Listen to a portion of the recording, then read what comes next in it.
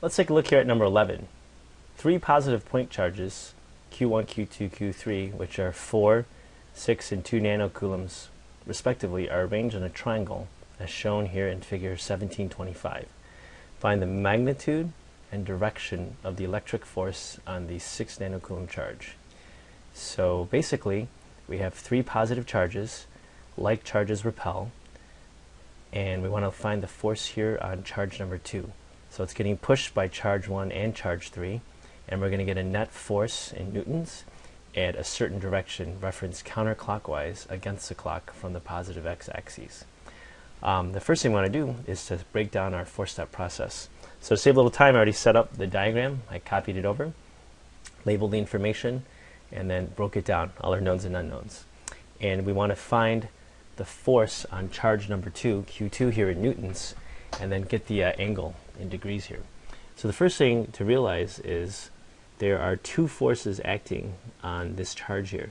There's a force here from charge 1 that pushes in the southeasterly direction. I'm going to go ahead and label that F1 for the force of charge 1 on charge 2.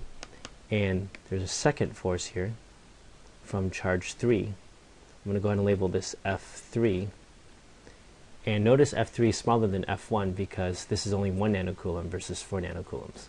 So theoretically, this one should be 4 times stronger. So the force vector is 4 times longer. So the net effect is, because we have two forces acting at a single point, we can draw a parallelogram of vectors where this side's parallel to this side's parallel to this side, and the net force will be in the southeasterly direction. This will be the force on charge 2, F2 there. And notice it'll be more east because both charges are pushing to the right, but more south than north because, again, charge 1 is 4 times bigger than charge 3. So the big thing to realize is this is a two-dimensional problem, and we have to apply Newton's law, or sorry, not Newton's laws, Coulomb's law of electrostatic forces on charge 2 for each of these point charges. Okay? So that's the big picture of what's going on. So we're going to, in order to solve for a force in two dimensions, we have to look at the sum of the forces in the x direction as well as the sum of the forces in the y direction. Okay? So first in the x direction, some of the forces in the x direction will be the horizontal component of F1 and F3. So that'll be F1 in the x direction plus F3 in the x direction.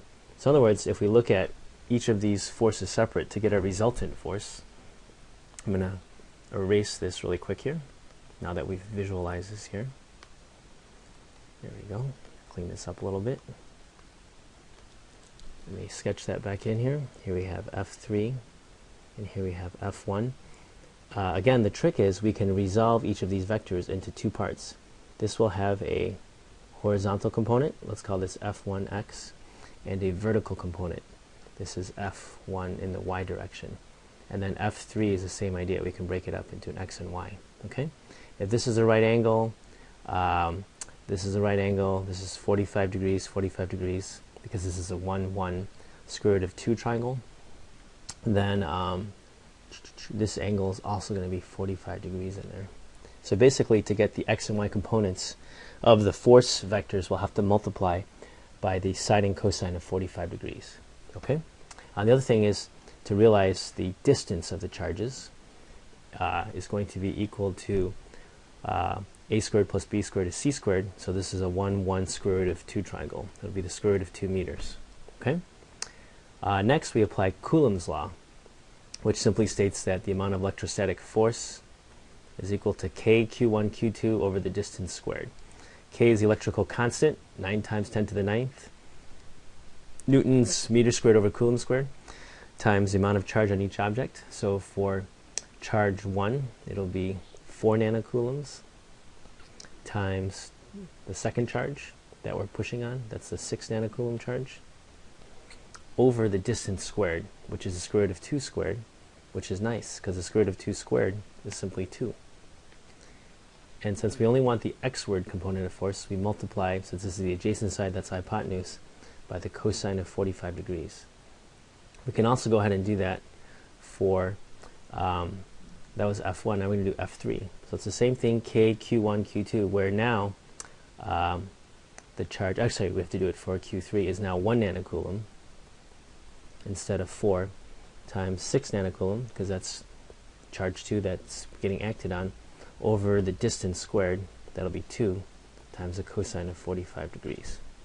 And now we can go ahead and simplify this, okay, so the algebra is not so crazy. Let's pull out similar terms. So the sum of the forces in the x direction will be equal to, there's k, we can pull that out, over 2 times the cosine of 45 degrees. And then what's left inside is these two guys, 4 nanocoulombs and 6 nanocoulombs. So we can go ahead and punch that in to our calculators. 4 nanocoulombs is 4 times 10 to the negative 9th. 6 nanocoulombs is 6 times 10 to the negative 9th. So we get 2.4 times 10 to the negative 17th. And then, we can add on to that 1 times 6 nanocoulombs.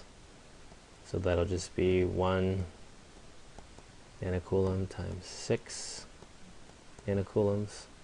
And that's just 6 times 10 to the negative 18th. So now we can now chug this all through, and let's see what we get for our final force in the x direction. So if we do 6 times 10 to the 18th, we're going to add to that 2.4 times 10 to the negative 17th. We get 3 times 10 to the negative 17th. And then we're going to multiply that by the cosine of 45 degrees. Make sure you hit the mode button to see that you're not in radians but in degrees. And then we're going to multiply by k, which is 9 times 10 to the 9th.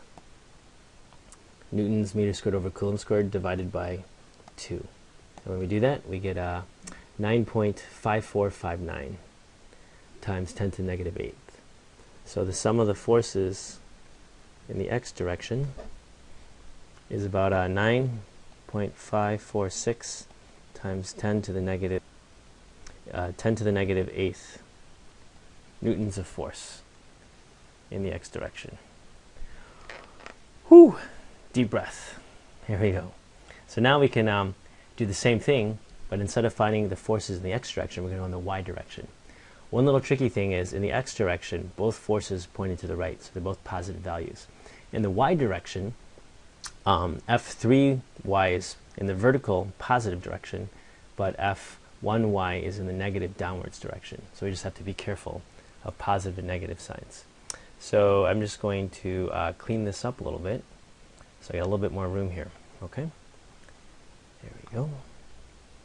So in the y direction, the sum of the forces in the y direction will simply be F1y plus F3y. Okay, the force from charge 1 and charge 3 in the vertical direction. F1y is in the upwards direction, so that'll just be a positive value. Don't have to necessarily put that in. And according to Coulomb's law of electrostatic forces, it'll be equal to K Q1 Q2, so that'll be 4 nanocoulombs times 6 nanocoulombs over the distance squared. So that's square root of 2 squared is just 2. And then this is just the vertical component of force. So this time, instead of the sine or the cosine, we're going to do the sine of 45 degrees. And then F3y is in the downwards direction. Actually, I think I just flipped that one. I did F3y first. So now I'm actually doing F1, okay? Going down. My bad there. So anyhow, we just have to make this negative now for the force going... Actually, there we go. I was doing F3y first accidentally. There we go. This is negative. Well, you know what? It's on my diagram. Let's see. This is going downwards. Yes. Okay. The 4 nanocoulomb force is going downwards. So this one is negative. There we go. Okay.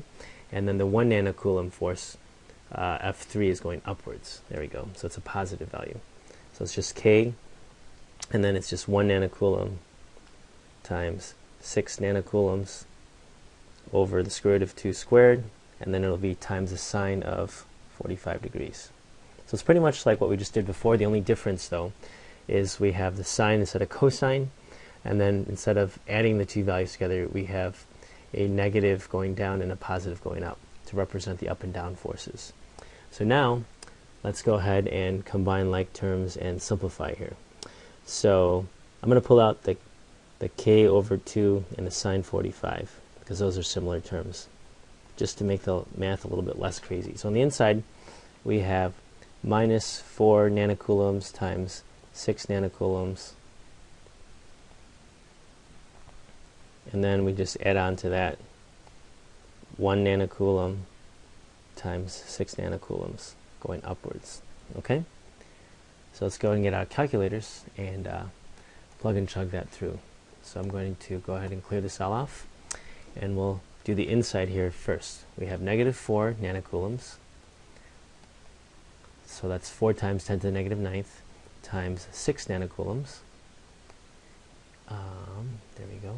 And again, this is a negative value because the force is going down.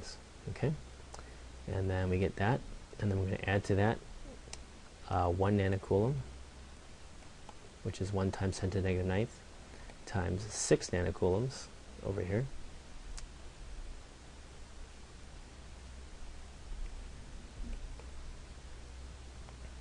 And we get 1.8 times 10 to the negative 17th. So this whole thing simplifies to 1.8 times 10 to the negative 17th. So then we can just multiply that by the sine of 45 degrees. And then we multiply it by the electrical constant K, which is 9 times 10 to the 9th. And then finally divide that by 2. And we get negative 5.728 times 10 to the negative 8th.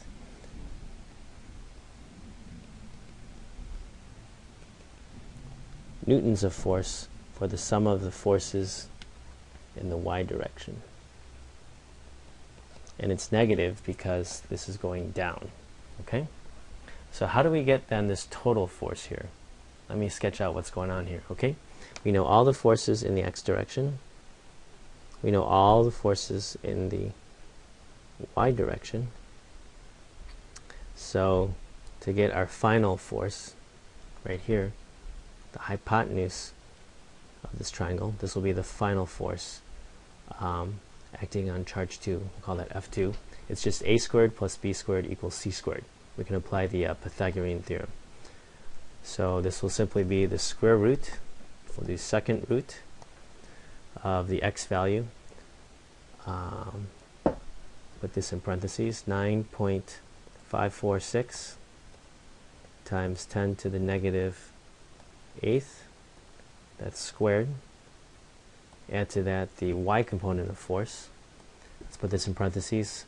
And we don't have to worry about the negative value because we're squaring it anyways, which will be 5.728 times 10 to the negative 8th. That gets squared. So we'll close out the parentheses. And we take the square root of the whole thing. And we get a force of 1.113 times 10 to the negative 7th. So F2 is equal to 1.113 times 10 to the negative 7th newtons. Okay? So that's the first part of the question, is finding the total force pushing on charge 2. Now we need to get the angle. Okay? So we want to first find maybe this angle in this vector triangle here. We can use the inverse tangent function. So to find theta, if I take the inverse tangent of the opposite over adjacent side, that would be the force in the y over the force in the x direction. I can get this angle inside my vector triangle here.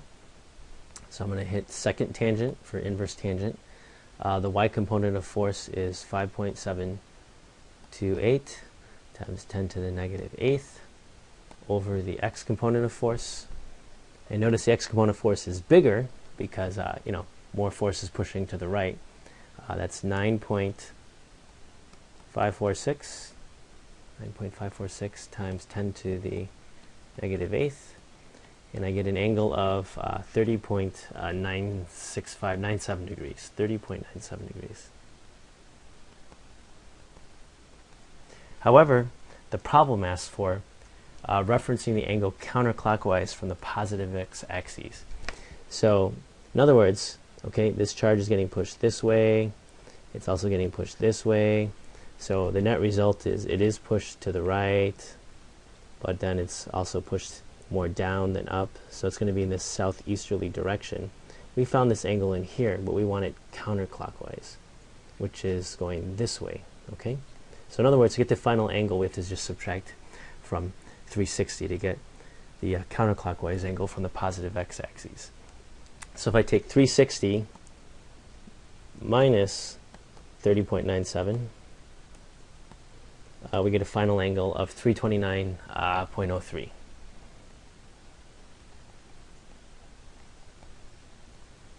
So let's take a step back and kind of zoom out here and summarize what the heck we just did. Okay, here we have 3 point charges. They're all positive. They all repel each other. We want to figure out how much is charge number 2 experiencing force from the other two. Well, both charges exert a repulsive force away from the center of the charges there. It's a two-dimensional problem. Therefore, we have to apply Newton's law and Coulomb's law in two dimensions rather, to get the net force. In the x direction, we can find F1x and F3x by multiplying using Coulomb's law, kq1, q2 over the distance squared, and then multiplying by the cosine of 45 degrees. In the y direction, we do the same thing, but we use the sine of 45 degrees to get the vertical component of force. In the vertical direction, we have to realize that charge 1 and charge 3 put forces in opposite directions. So we have to make sure then that the downwards force from the 4 nanocoulomb charge is negative, opposing the positive upwards force of the 1 nanocoulomb charge. Then, once we get both x and y components, we can get the total force by using the Pythagorean theorem. We can find the angle using the inverse tangent function, and then reference it from the positive x-axis. Whoo! Deep breath. Congratulations, you just survived number 11. Good job.